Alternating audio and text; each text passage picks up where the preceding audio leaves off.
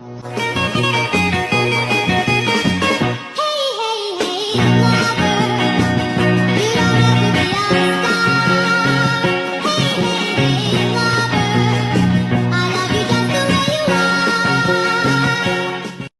Salsa melaporkan dari SMP Santo Yosef Lahat. Pada kesempatan kali ini kami akan menyajikan berita mengenai peran siswa dalam menjaga kebersihan dan kenyamanan lingkungan sekolah.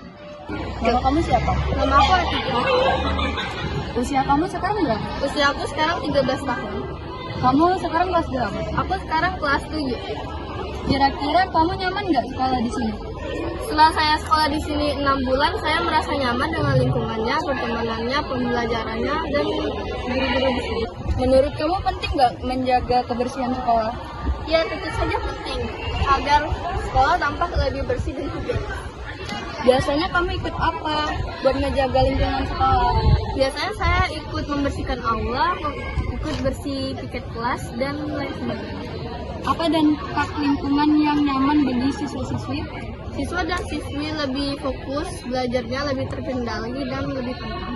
Menurut kamu apa sih akibat lingkungan yang gak nyaman bagi siswa-siswi? Akibatnya siswa dan siswi belajar lebih fokus, istirahatnya tidak nyaman, dan orang-orang bisa istirahat. Kenapa belajar di sekolah yang bersih terasa nyaman? Jika lingkungan yang bersih, orang belajar lebih fokus. Menurut kamu, apakah kebersihan lingkungan berpengaruh pada semangat belajar? Ya, sangat berpengaruh. Lingkungan yang bersih dan higienis membuat para siswa belajar lebih semangat. Bagaimana kebersihan sekolah bisa mempengaruhi kesehatan siswa? Jika lingkungannya tidak bersih, maka siswa dan siswi lebih mudah terkena penyakit. Kalau kamu melihat sampah yang berserakan, apa yang kamu lakukan? Yang saya lakukan adalah saya memungut sampahnya dan lalu saya membuangnya. Kenapa menjaga kebersihan sekolah bukan hanya tugas petugas kebersihan? Karena seluruh siswa di sini punya tanggung jawab atas kebersihan sekolah. Apakah kamu mengikuti piket kelas? Ya, tentu saja saya mengikuti piket kelas.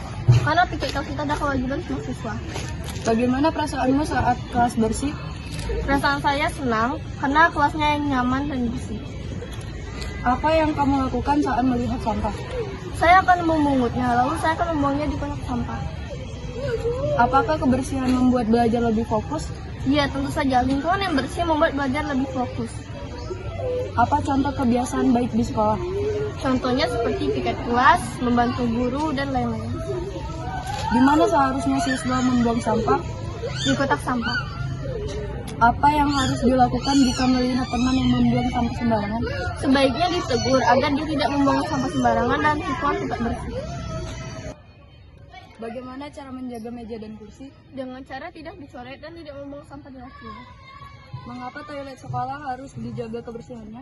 Kalau tidak dijaga, orang yang menggunanya pun tidak nyaman. Apa contoh sampah organik di sekolah? Contohnya daun, sisa makanan, dan bekas kulit buah. Apa contoh sampah anorganik di sekolah? Contohnya seperti plastik dan bekas botol. Kegiatan apa yang dilakukan saat kerja bakti? Seperti bikin kelas dan membersihkan aula. Bagaimana cara memisahkan sampah yang benar? Dengan cara sampah organik dimasukkan ke kotak sampah yang organik, non organik dimasukkan ke kotak sampah yang non organik, dan B3 dimasukkan ke kotak sampah yang B3. Mengapa halaman sekolah perlu dibersihkan secara rutin?